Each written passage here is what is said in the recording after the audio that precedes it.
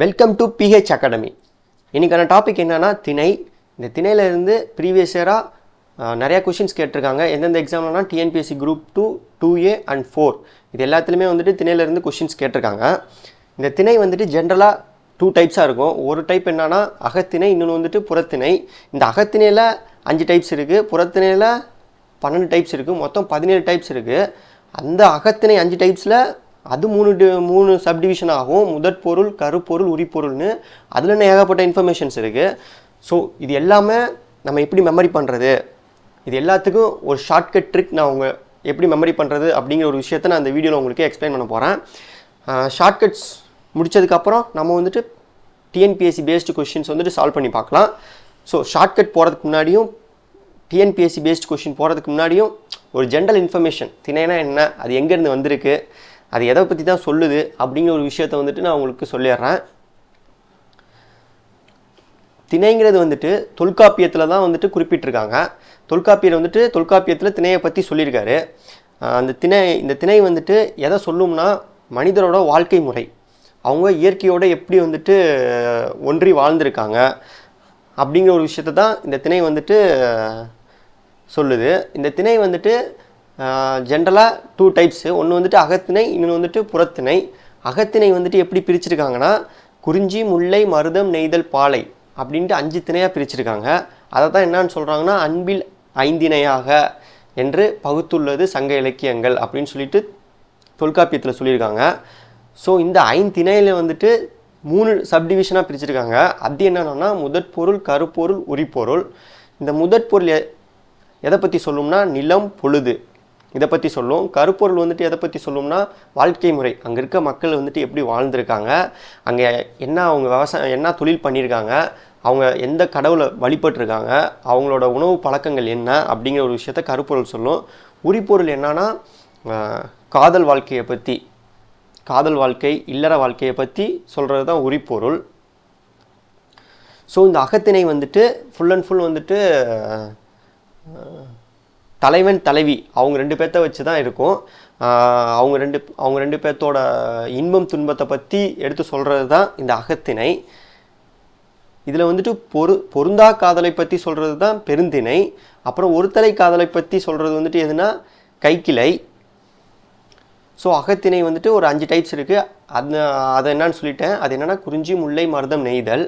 அடுத்தது வந்துட்டு புறத்திணை எத்தனை டைப்ஸ் இருக்குது? 7 டைப்ஸ் இருக்குது. புறத்திணை மொத்தம் 12 இருக்குது. பட் ஃபஸ்ட்டு ஜென்ரலாக 7 டைப்ஸ் தான் வந்துட்டு உருவாக்கியிருக்காங்க. அந்த 7ல் இருந்துட்டு அதுக்கப்புறம் வந்துட்டு பெருந்திணை, கைக்கிளை, அப்புறம் வந்துட்டு பொதுத்திணை அப்படின்னு சொல்லிட்டு சில சப்டிவிஷன் சில டாபிக் அப்புறம் ஆட் பண்ணி மொத்தம் 12 புறத்திணை வந்துட்டு ஆட் பண்ணியிருப்பாங்க. ஃபஸ்ட்டு நம்ம வந்துட்டு அகத்திணையை பற்றி பார்ப்போம். நாங்கள் அகத்திணையில் வந்துட்டு மொத்தம் குறிஞ்சி, முல்லை, மருதம், நெய்தல், பாலை. இதை நீங்கள் ஈஸியாக வந்துட்டு எப்படி மெமரைஸ் பண்ணலான்னா அந்த ஷார்ட்கட் டிப்ஸ் வந்துட்டு நான் ஃபைனலாக சொல்கிறேன். அதுக்கு முன்னாடி வந்துட்டு அந்த சிறுபொழுது, பெரும்பொழுது இதை எப்படி ஞாபகம் வச்சுக்கலாம் அப்படிங்கிற ஒரு விஷயத்த சொல்கிறேன். நல்லா பாருங்கள். குறிஞ்சினா என்ன? மலையும் மலை சார்ந்த நிலமும். அப்போ மலையும் மலை சார்ந்த நிலமும் வருது. இதில் வந்துட்டு 2 மா வந்திருக்கு. அப்போ வந்துட்டு பாருங்கள் எதில் வந்துட்டு 2 மா இருக்குது? யாமமா, மாலையா, வைகரையா, ஏற்பாடா, நண்பகலா? யாமமில் 2 மா வந்திருக்கு. ஸோ வந்துட்டு அப்போ அதோட சிறுபொருள் யாமம் அப்படின்ட்டு ஞாபகம் வச்சுக்கோங்க. அடுத்து வந்துட்டு காடும் காடு சார்ந்த நிலமும். அதாவது எந்த நேரத்தில் நம்ம பார்க்கும்போது காடு வந்து நல்லாயிருக்கும் மாலை நேரத்தில் தான். ஸோ அதனால் அது மாலை. ஓகே. அதுக்கப்புறம் ஸோ அப்படி நீங்கள் வச்சுக்க வேணாம். முல்லை பாருங்கள். முல்லையில் எத்தனை எத்தனை மா வந்திருக்கு? ஒரே ஒரு மா, மட்டும் தான் வந்திருக்கு. ஸோ அப்போ சிறும்பொழுதில் ஒரே ஒரு மா இருக்க வேர்டு எது? மாலை. ஸோ அப்படி ஞாபகம் வச்சுக்கோங்க. அடுத்த 3வது வந்துட்டு மருதம் வந்துட்டு அதோட நிலம் என்ன? வயலும் வயல் சார்ந்த நிலமும். அப்போ வான்னு வந்திருக்கு. வா யாமம், மாலை, வைகரை, ஏற்பாடு, நண்பகல். இதில் வந்துட்டு எது வா வரிசையில் வருது? வை தான் வருது. ஸோ வைகரை. அடுத்து வந்துட்டு நெய்தல். இது வந்துட்டு கடலும் கடல் சார்ந்த பகுதியும். இப்போ நம்ம ஒரு கடலுக்கு போகணும்னா சரியான ஒரு ஏற்பாடு பண்ணிட்டு தான் போகணும். ஸோ அதனால் ஏற்பாடு அப்படின்னு வச்சுக்கோங்க. பாலையை பாருங்கள்.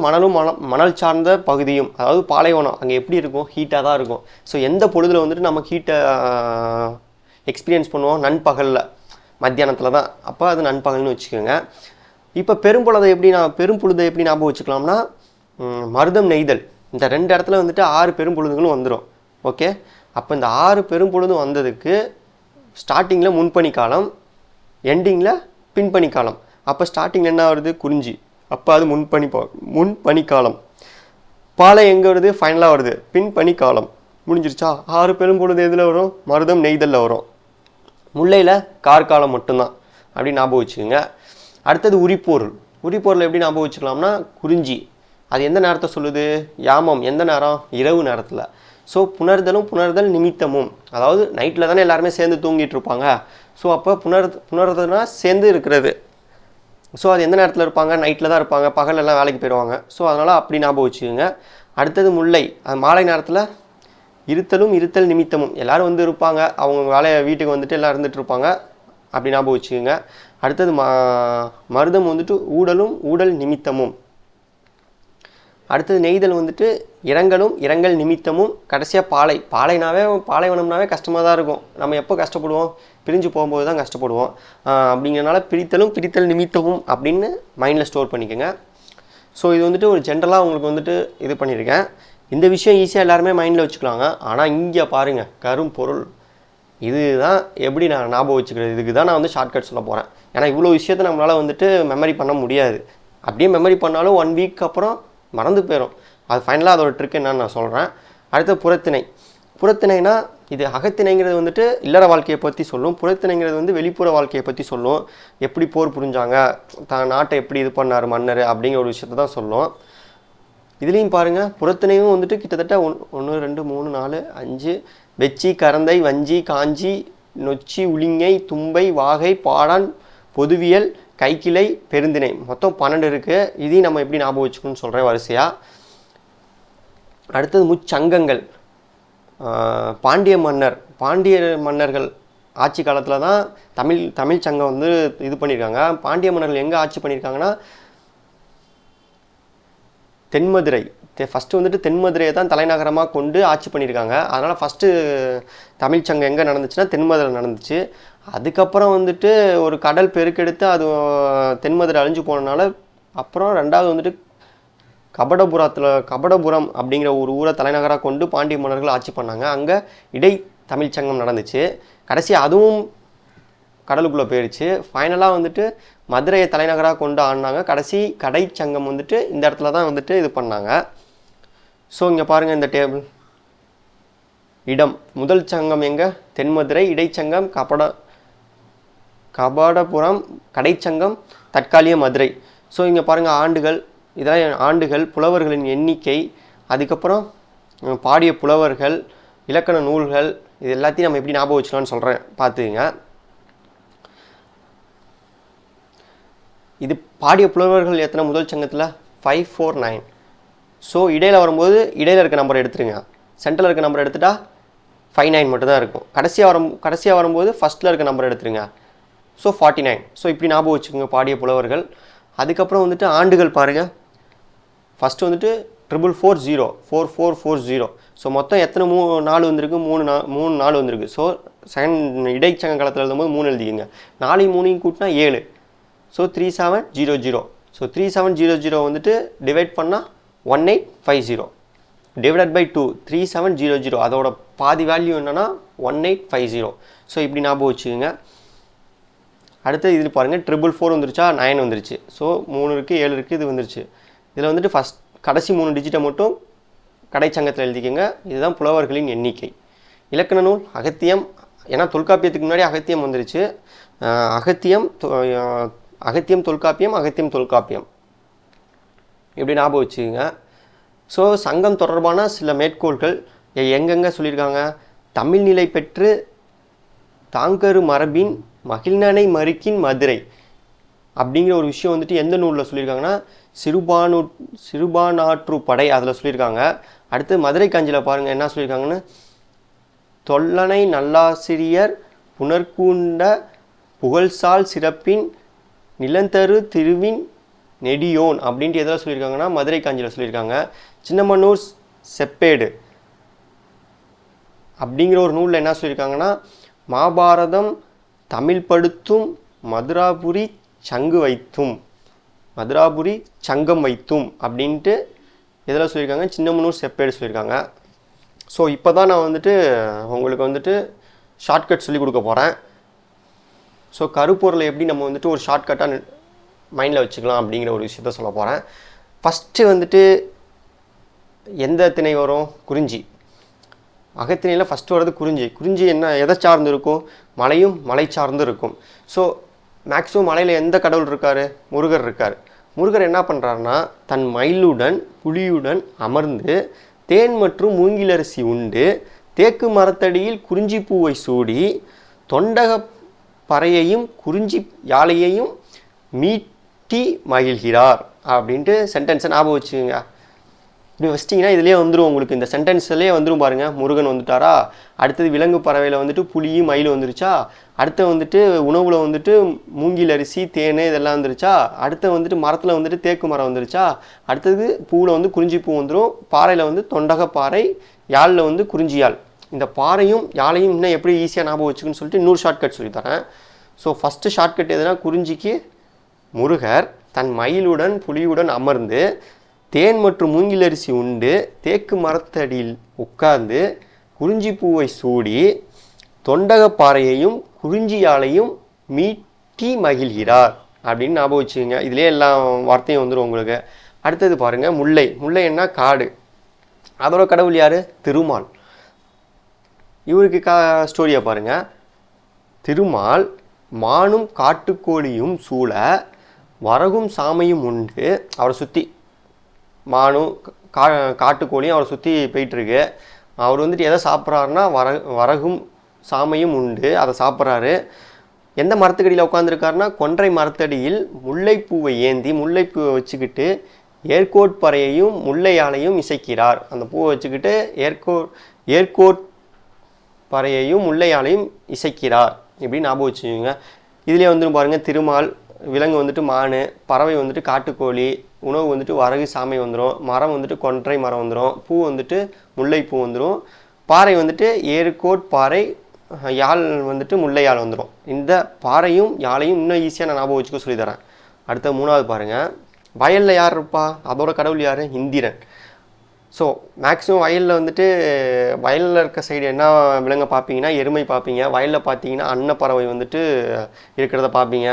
ஸோ வயல்வெளியின் அதிபதியான வேந்தன் அதாவது இந்திரன் எருமை மற்றும் அன்னப்பறவை உழவும் ஊரில் செந்நெல் உணவு உண்டு மருத மரத்தடியில் தாமரை மலரை கண்டு மனமுழுவ பறையையும் மருத யாழையும் மீட்டி மகிழ்கிறார் அப்படின்னு ஞாபகம் வச்சுங்க. இதில் எல்லாமே வந்துடும். அடுத்து பாருங்கள், கடலுக்கு போனோம்னா அங்கே யார் கடவுள்னா வருணர். சுறாமீனும் கடற்காகவும் நிறைந்த பகுதியாக இருக்கும். கடல்னாவே சுறாமீன் இருக்கும், காகம் கடற்காகம் தான் இருக்கும். மேக்ஸிமம் அங்கே என்ன சாப்பாடு கிடைக்கும்? மீனும் உப்பும் தான் கிடைக்கும். அதை சாப்பிட்டுட்டு வருணர் இருக்கிறாரு. அடுத்து புன்னை மரத்தடியில் தாளைப்பூவை சூடி மீன்கோட் பறையையும் விளரியாலையும் மீட்டி அலைகளை ரசிக்கிறார்.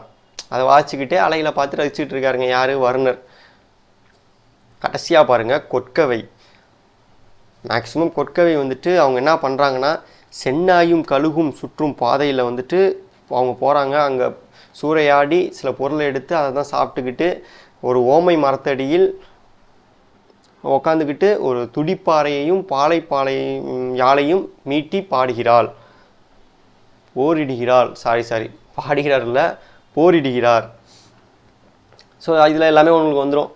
விலங்கு வந்துட்டு சென்னாய் கழுகு, தெய்வம் வந்துட்டு கொட்கவை, உணவு வந்துட்டு வழியில் போகும்போது சூறையாடி சாப்பிட்றது தான். யாழ், மரம் வந்துட்டு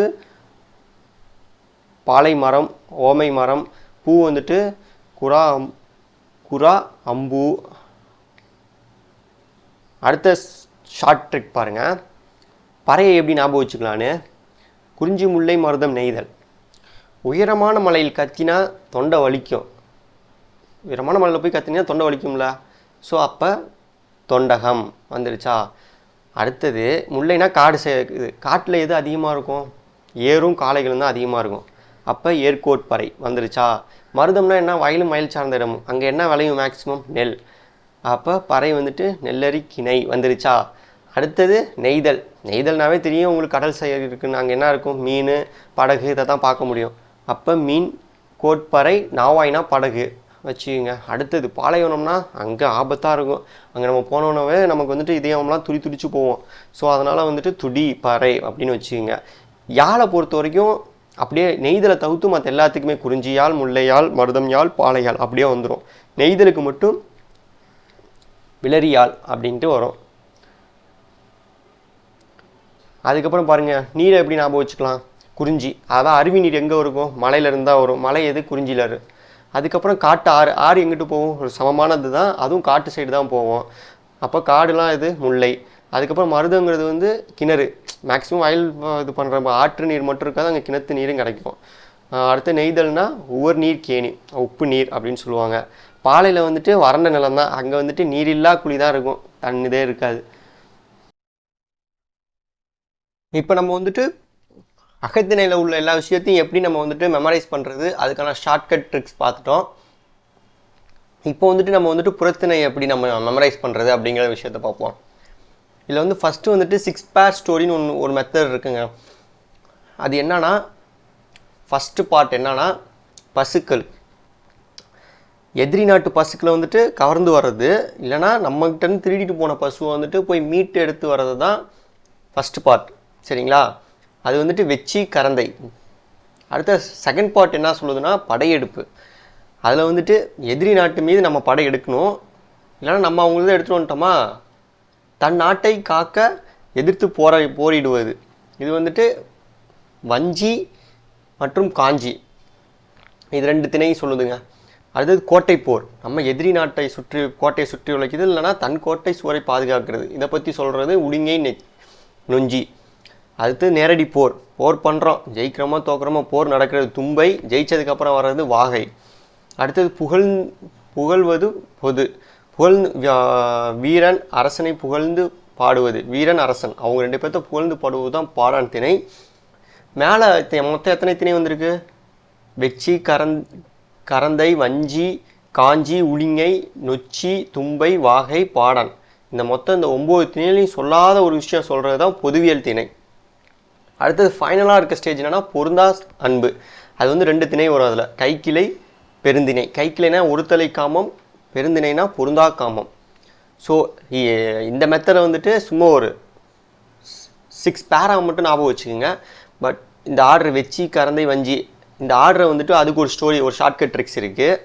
அதை நான் இப்போ சொல்கிறேன் பாருங்கள். அந்த ட்ரிக் என்னன்னா, வெளியே போய் பசுவை கவர்வது. வெளியே போய் பசுவை கவர்வது. கரத்தில் திரும்பி மீட்பது.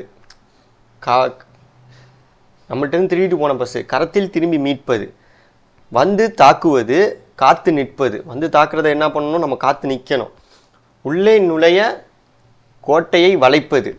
அது மட்டும் முக்கியம் இல்லை, நம்ம கோட்டையும் பாதுகாக்கணும். துணிந்து எதிர்த்து போரிடுவது. துணிந்து எதிர்த்து போரிட்டாவே ஜெயிச்சிருவோம், வாழ்த்துக்கள் நமக்கு கிடைக்கும்.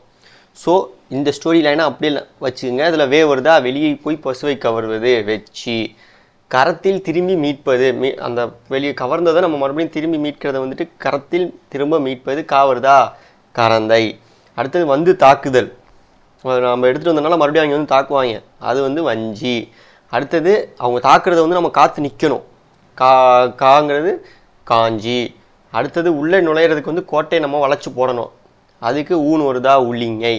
அது மட்டும் முக்கியம் இல்லை, அவங்களும் அது மட்டும் வந்து வளைப்பாங்க, அப்போ நம்ம கோட்டையை நம்ம பாதுகாக்கணும். நான் வருதா? நான் வரிசையில் நொஞ்சி. அடுத்தது துணிஞ்சு நம்ம போரிடுவோம், போர் செய்யணும், அது வந்து தும்பை.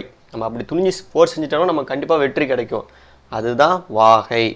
ஸோ இந்த ஒரு சென்டென்ஸில் நீங்கள் ஞாபகம் வச்சுக்கிட்டா உங்களுக்கு கன்ஃபியூஸ் ஆகாது. எக்ஸாம் டைம்லேயும் உங்களால் ஈஸியாக சால்வ் பண்ண முடியும். ஸோ இப்போ இதை பேஸ் பண்ணி TNPSC group 2, 2A prelims and group 4 அதுக்கான பயிற்சி வினாக்களை நம்ம இப்போ பார்ப்போம். இப்போ ஃபஸ்ட்டு கொஸ்டின் பாருங்கள். பின்வரும் கூற்றுகளை ஆராய்க. ஃபஸ்ட்டு கூற்று என்ன சொல்லுது? முதற்சங்கம் இருந்த இடம் தென்மதுரை. ஆமாம், தென்மதுரையில் தான் ஃபஸ்ட் சங்கம் இருந்துச்சு, கரெக்டு. கூற்று 1 கரெக்டு. கடைச்சங்கத்தை ஆதரித்த பாண்டிய அரசர்களின் எண்ணிக்கை 49. பாண்டிய அரசர்களின் எண்ணிக்கை அதை எப்படி நம்ம சொல்லலாம்? 5, 4, 549 இடைச்சங்கம் வந்துட்டு 5 இடையில இருக்க நம்பர் எடுத்துக்கணும், அப்போ 59 வரும். கடைச்சங்கம் போகும்போது லாஸ்ட்டாக இருக்க நம்பர் எடுத்துடணும், 5 எடுத்துணும், அப்போ 49. அப்போ ரெண்டாவதும் கரெக்டு. இடைச்சங்கத்தில் இயற்றப்பட்ட இலக்கணங்கள் தொல்காப்பியம். ஆமாம், தொல்காப்பியங்கிறது இடைச்சங்கமும் கடைச்சங்கத்தில் தான் ஏற்றிருப்பாங்க. முதல் சங்கத்தில் அகத்தியம் மட்டும்தான் இருக்கும். ஸோ அனைத்தும் சரி, ஆப்ஷன் டி. ஓகே, அடுத்தது இப்போ ரெண்டாவது கொஸ்டின் பாருங்கள். முதற்சங்கம் எந்தது? 444 வரும். ஆனால் இங்கே வந்துட்டு பிரிண்டிங் மிஸ்டேக்கு 44 கொடுத்துருக்காங்க, 444 தான் வரும். 440. ஸோ 3 நாள் இருக்கனால அடுத்தது 3 போட்டுக்க சொன்னேன். 3 நாளையும் கூட்டினா 7, 3700. இது இடைக்கு வரும். அடுத்தது கடைக்கு போகும்போது இந்த இடையை வந்து 2ஆல் டிவைட் பண்ணுங்க. டிவைட் பண்ணால் 1850 வரும், கடைக்கு வரும். அப்போ 321 எங்கே இருக்குது? 321 ஆப்ஷன் ஏ வந்துருச்சா? வந்துருச்சு. அடுத்தது மூணாவது கொஸ்டின் பாருங்கள். நிலமும் அதற்கான உரிப்பொருளும் குறித்து தவறான இணையை கண்டறிக. இப்போ தவறான இணையை கண்டுபிடிக்கணும். பாருங்கள், குறிஞ்சினா என்ன சொல்லியிருக்கேன்? மலையும் மலை சார்ந்த இடம். மலையும் மலை சார்ந்த இடம்னா 2 எம் வருது. அப்போ வந்துட்டு 6 சிறு பொழுதில் வந்துட்டு 2 எம் இருக்க ஒரே இது வந்துட்டு யாமம்னா நள்ளிரவு. இரவில் தான் புணர்தல் நிமித்தமும் நடக்கும். கரெக்டு. அடுத்தது முல்லையில் வந்துட்டு 1 எம் தான் வருது, மாலை நேரம். அங்கே வந்துட்டு என்ன பண்ணுவோம், நம்ம வந்துட்டு இருந்துட்டு இருப்போம், எல்லாரும் அவங்கவுங்க இருந்துட்டு இருப்போம் அப்படின்னு சொல்கிறத இருத்தல் நிமித்தமும். ஸோ இதுவும் கரெக்டு. அடுத்தது பாருங்கள், மருதம். பிரிதல் நிமித்தமும் எங்கே வரும்? பாலைவனமாகவே கஷ்டமாக இருக்கும். அதே மட்டும் பிரிஞ்சு போகிறதும் கஷ்டமாக தான் இருக்கும். அப்போ அது பாலைக்கு தான் வரும், மருதமுக்கு வராது. அப்போ ஆப்ஷன் சி தான், ஆப்ஷன் சி. ஓகேவா? அடுத்தது நண்பகல் என்னும் சிறு பொழுது எந்த திணைக்குரியது? நண்பகல்னா செம்ம ஹீட்டாக இருக்கும். செம்ம ஹீட் எங்கே இருக்கும்? பாலையில் தான் இருக்கும். ஸோ ஆப்ஷன் பி வந்துருச்சா ஆன்சரு? அவ்வளோதாங்க. இது மட்டும் ஷார்ட் ட்ரிக். பகைவரின் ஆண்நிறையை மீட்க செல்லும்போது சூடும் பூ எது? நல்லா பாருங்கள். பகைவரின் ஆண்நிறையை மீட்க போகிறோம். அப்போ வந்துட்டு நான் எந்த ஆர்டரில் உங்களுக்கு நான் சொன்னேன்? வெச்சி அந்த ஆர்டர் எடுத்துக்கங்க. ஸோ வெளியே போய் பசுவை கவர்வது, கரத்தில் திரும்பி மீட்பது. ஸோ வெளியே போய் பசுவை இது பண்ணுறதா? பகைவரின் ஆண்நிறையை மீட்க செல்லும்போது பூடும் சூ, பகைவரோட மீட்க என்ன பூனா கரந்தை. ஆனால் கரத்திலிருந்து திரும்பி மீட்க தானே போகிறோம். அப்போ கரத்திலிருந்து திரும்ப மீட்கிறது வந்துட்டு கரந்தை பூ. ஆப்ஷன் பி வந்துருச்சாங்க. அந்த ஷார்ட்கட்டை வச்சுக்கோங்க. மதிலை வளைத்தலையும் மதிலை காத்தலையும் குறித்து கூறுவது என்ன சொல்லியிருக்கேன்? அந்த ஷார்ட்கட் எடுப்போம். உள்ளே நுழைய கோட்டையை வளைப்பது. நம்ம கோட்டையை வளைக்கிறதுக்கு என்ன பண்ணணும்? உள்ளே நுழையணும். ஊங்கிறது வருதுன்னா உளிங்கை. நம்ம கோட்டையை காப்பாற்றிக்கணும். நான் வருதா? அது நொஞ்சி. பாருங்கள், உளிங்கை நொஞ்சி. அடுத்து வந்துட்டு மதிலை வளைத்தலும்னா அவங்க உளிங்கை வரும். நம்ம மதிலை காப்பாற்றிக்கணும், நான் வரும் நொச்சி. ஆப்ஷன் பி வந்துருச்சா? வெற்றி பெற்ற அரசன் சூடும் பூ வாழ்த்து. வெற்றி பெற்றால் நமக்கு வாழ்த்து கிடைக்கும், அதான் வாகைப்பூ. Option B. பாடான் திணை என்பது எதனை குறிக்கிறது?